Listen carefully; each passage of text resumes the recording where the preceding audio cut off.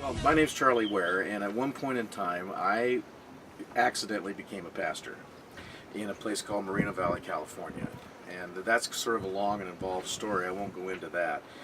But at the time that I became a pastor, I thought, boy, I really knew everything there was about church growth and ministry and how to get things going and all of that sort of thing. And during that time period, the Lord taught me something, and that was, you don't know anything.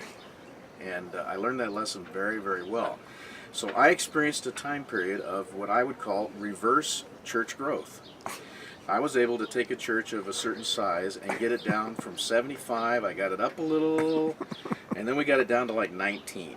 So when we got to 19, I remembered that Kenny Rogers song, you know, you got to know when to hold 'em, know when to fold 'em, know when to walk away, know when to run. Well, it was time to fold that church. And so I remember very clearly, I had the people, we had maybe about 19 people. You had to count some more than one time, and maybe there would be a dog there or something, and you'd count that too, to have 19. But I told them, look, we're closing this down. Go to other churches, places where you like it better, and I'm going to do something new here. Well, the something new turned out to be something that I hadn't really planned for. We had a group of kids that somehow I ended up in the cabin of the junior high boys at a camp in the mountains. So I was there in the cabin with all these guys, and of course the parents sent all the juvenile delinquents to the camp because they were hoping they were going to get saved. So I'm in this, and the boys, you know, they're making bathroom noises and laughing and messing around all night long. Well, of that group, some of these boys formed a Christian punk band.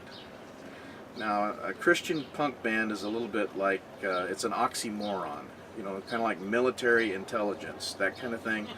So you got a Christian punk band, and you have a guy that's 13 years old, and he's the lead screamer, okay? The band starts playing really loud, and then he goes, "Ah, ah, ah, ah, ah, ah, ah," and you can't understand what he's saying, but when he gets done, your loudspeakers are burnt out. So they were like, you know, they were good. They wrote their own songs. They had a song that they did. I want to be a hardcore Christian. I want to be a hardcore punk. You know, and they do all this stuff, and they like to skate. So when I was starting up my new thing that I thought was going to be so cool, I said, well, look, why don't you guys? We'll let your band play outside, and we'll set up some little skate things, and you know, who knows, maybe you can invite some friends or something, and you can do that outside the building, and we'll do this really good thing inside the building, and you know, we'll take it from there. So the night came, and we had about 50 people showed up, and that wasn't too bad. That was growth from the 19. We got up to 50. That was, you know, 50 people showed up. But outside with these punk band and the skaters, there were like 85 people. Okay, there was a bunch of kids skating and a bunch of people watching them skate. And I remember in the middle of the deal, I said, I better go out there and see what's going on. You know, and I went out there, and there was a guy named Marv. And Marv was there. I said, Marv, here's two $10 bills. Run a skate contest. I'll be back in a minute. I went back inside, and he ran the contest. And you know, I know that I didn't know much, but I could see that God was doing something with skaters. So that summer, all during the summer, we had a skate night inside the church building. It was all still rough concrete floor, and you know, the kids would come in and skate, and they were just tearing that building up. It was amazing. You know, there'd be 110 kids there. They're all fooling around. There were only like 2 adults, so you know, it was a madhouse. Cops were showing up. Everything was happening. Well, during that time, I took the Christian punk band to New Zealand, and we did little events and concerts and evangelistic type stuff. You know, about 80 kids got saved all over the South Island of New Zealand, and we thought that was pretty cool.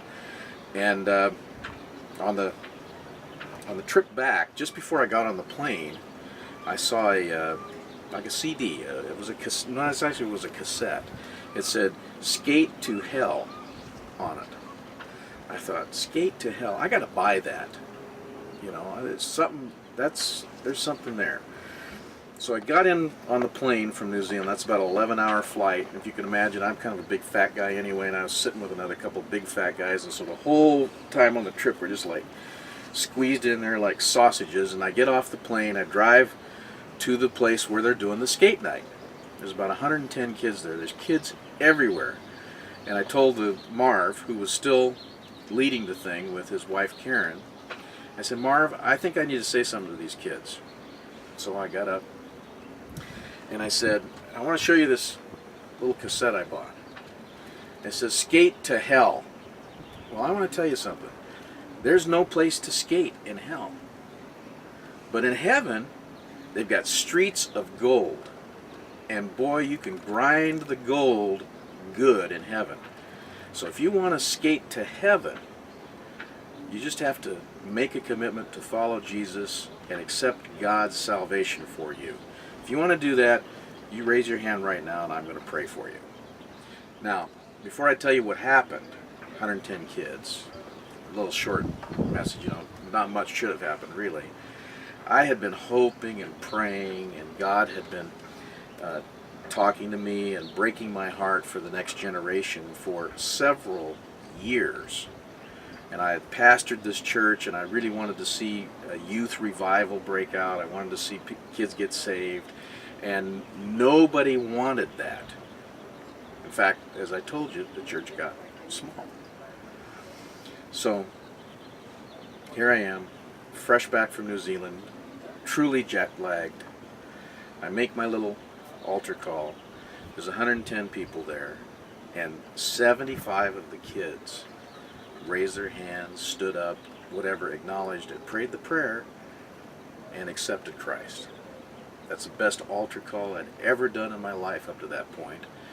And even though I don't like punk music, you know, I was the sound man, and we were blowing out sound systems like mad over in New Zealand, and I didn't even know what they were saying half the time.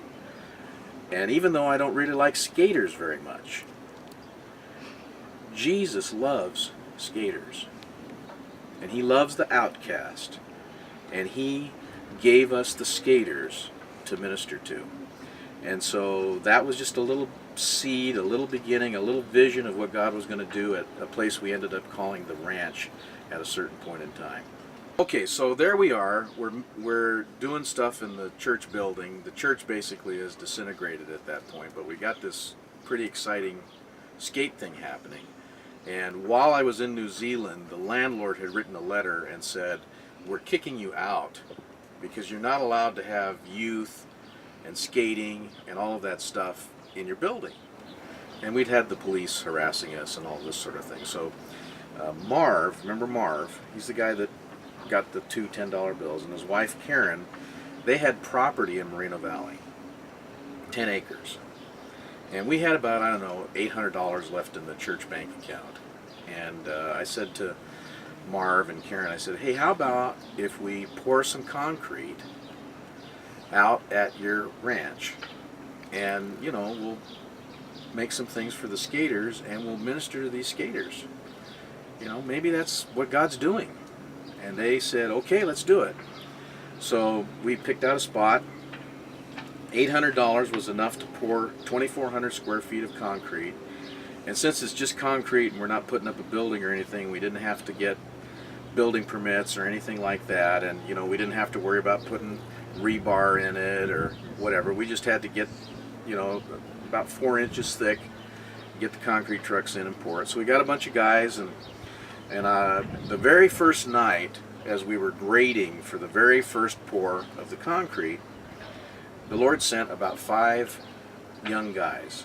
They were probably, it ranged in age from like 13, 14, 15 years old. And they were watching Marv and I as we were grading this dirt to pour the concrete. And they were kind of, you know, sitting up like mina birds in this tree that was overlooking where we were getting ready to pour. And I thought, well, maybe I can get them involved with us a little bit. So I began to kind of Tom Sawyer them a little bit, say, hey, why don't you get down and get that hoe and whatever. And I began to tell them stories from the Old Testament.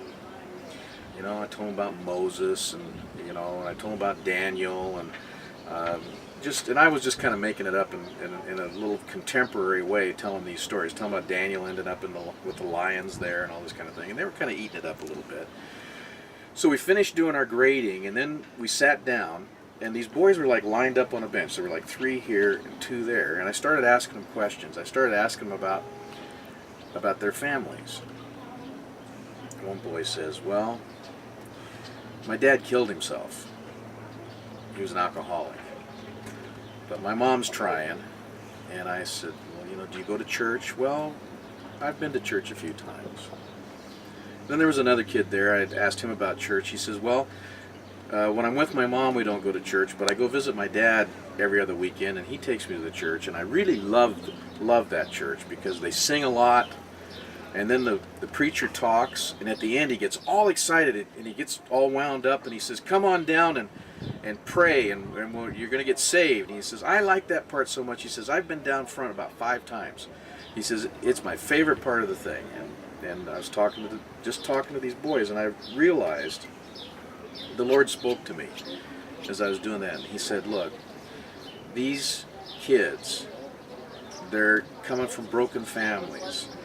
Their exposure to church has been limited. They don't know me. He loves these young kids, and he wanted to do something really, really special at the ranch. He wanted to give them something they didn't have, and that is the love of the Father.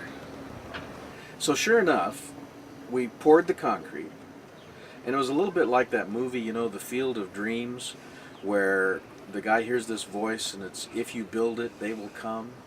And so we built the skate park, and we made kind of a deal with ourselves because we knew that if we publicized it and opened it to the public and made a big deal about it, that we would be really violating the city codes. And so we said, we're just not going to tell anybody. And what we're going to do is we're going to turn on some lights, let the kids skate, we're going to serve them nachos, and then we're going to talk to them. We're going to talk to them about how God is making them this skate ranch, and how Jesus loves them, and how it's really easy to follow him if you'll just let him into your life. And so that's what we did. That was this very simple thing that we did. And it wasn't very long before we had about 60 to 80 kids. Boys, girls coming to watch the boys, and all of that stuff happening. And we're doing it 1 night a week, and then 2 nights a week, and it was really something on it. So on a winter night in Moreno Valley, California, you would see the headlights coming down the road with the parents coming to drop their kids off, and then coming to pick their kids up. It was really, really awesome.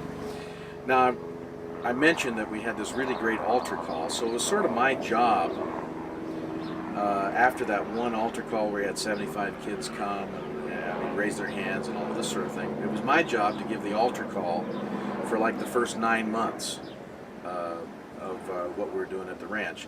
And boy, I didn't see anything like that for 9 months.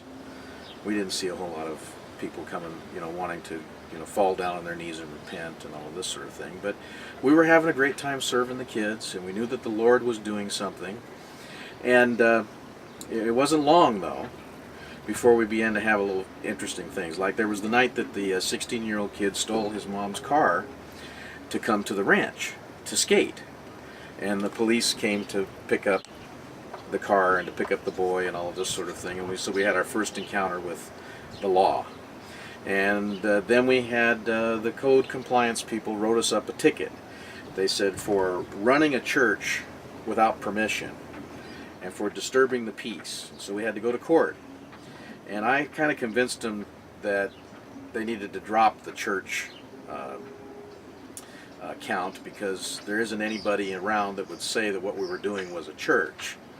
That I could probably get 25 pastors to come and say, no, that's no church. It's something else, but it wasn't a church. But we did have the trial on the disturbing the peace, and we won that. And that was kind of the first go-around. We found out later that the next door neighbor who was making all these complaints with the city had hired a private investigator. They had videotape surveillance of us. They had a transcript of one of these gospel presentations that I had made. And so we began to come under a little bit of scrutiny, and we realized we must be doing something right.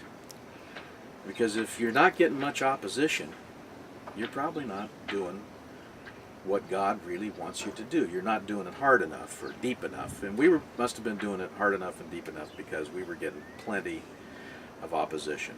Eventually, the next door neighbor, she sued us. And she said we were creating a nuisance. It was a fancy lawsuit. Well, it happens to be that besides being an accidental pastor, I'm also a lawyer. So my role became defense attorney. And I answered the lawsuit, and we began to have a negotiation. And the Lord had been speaking to me and saying, you know, you've got to make a bigger container, a bigger bucket. And this had been several months before the lawsuit. And the lawsuit caused us to move what we were doing. We were right next to the neighbor's property line. And as a term of our agreement with her, we had to stop operating there. And we couldn't be any closer than 150 feet to the property line. Well, as a result, we went over to another area, and instead of having 2,400 square feet, we scraped together all the money we could get together, and we got the concrete going, and I was running the concrete hose, and another guy was doing this and that, and we poured 10,000 square feet of concrete. So you can fast forward about 6 months forward.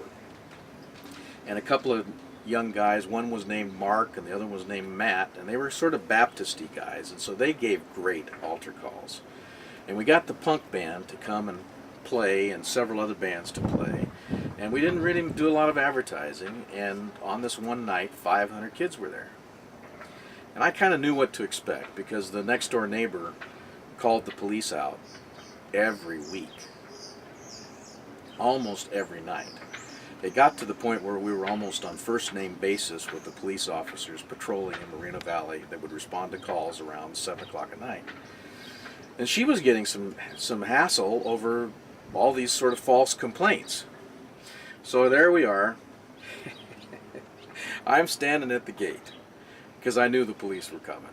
You know, we had 500 kids on the property. We had the punk band playing. And, you know, you could tell we were having a pretty good party. Well, I didn't really expect it, but then 7 police cars come driving, and a canine unit come driving up, and there's the sergeant. He comes up, he comes to the gate, and I say, well, hi, how you doing? My name's Charlie, and I'm the lawyer. Do you have a warrant? And of course, they didn't have a warrant, and they wanted to tell me, well, you know, it's illegal to have live music in this city. I said, oh, I got to read that law. And I said, because, you know, I've read all the laws, and that's not one of them. I said, and I can't believe that it's illegal to sing about Jesus in this city at a party at your house. So let's go look at the law books. And of course, the police officers are all standing there. They got their stuff ready to go, and the dogs are there, and they're sniffing around and all that. But they can't go in because we didn't give them permission to go in. And we looked at the codes, and he finally agreed that he didn't have a leg to stand on about there being a violation. But we made a deal. Look, you can send one guy in there and see what's going on, and he can come out.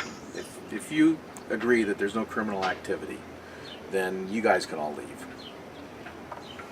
So we did that, and sure enough, it wasn't too much longer. They all started their cars up and left. And that night, that altar call, 300 kids came forward. We gave away 300 New Testaments. Well, the ranch lasted a long time in terms of a ministry that was under so much attack. Eventually, we had to defend ourselves in front of the city council, and eventually we had to go to Superior Court to try and stop a permanent injunction against us. And even from the moment that they began that process, it took them 3 years to close it down. And during that period of time, somebody had given us New Testaments to hand out to kids who came forward and accepted Christ. And one 10-month period, we handed out 3,000 New Testaments. So, I didn't really care that much about the skaters, but Jesus loved the skaters. He wanted them to know Him. And we saw kids, you know, clean up their lives and get out of juvenile hall, and you know, kids who got hurt got healed, and mothers that were suffering from diseases got healed, and some got baptized, and some grew up and they eventually got married and had kids of their own, and all of that has happened over a period of time at the ranch. And while this was all going on, there were really only about 4 of us that were running the whole thing. That's how many people we could get to agree that this is a good thing to do. You know, if you can get 4 Christians to agree on anything, you can really do a lot of damage. That's for sure. And we had 4 agreeing, and I used to say stuff like, I wonder if we'll ever get a church out of this. Well, I realized many, many years later from our start that the 4 of us, we were the church. And we were doing what Jesus had called us to do, to reach out, to advance His kingdom, to bring people into Him at this place called the ranch. It says, this is the shirt I wear when I don't care. Okay? I like these shirts. Conversation starters. Okay, you know. No sign, no skate. You know. Of course, they would take it out to the car and have their brother sign it or their cousin sign it, or not their parent, not their guardian, you know. But it's amazing. We had lots of guys get hurt and all that kind of thing. We never had a complaint, never got sued. Oh, I used to skateboard when I was young. You know, I wore crutches for 3 years as a child, but I skateboarded on crutches. Wow. Did you really? Oh yeah, sure. Well, that gives you good. Stand on one foot and off you go. Sure. You got good balance machines too. Mm-hmm. Yeah, I skateboarded. Yeah, that's right. And one day I quit. Skateboarding. I fell. I hurt. Yeah, you get to a certain age, you just can't bounce off the asphalt. Yeah, You don't bounce anymore. You start breaking parts.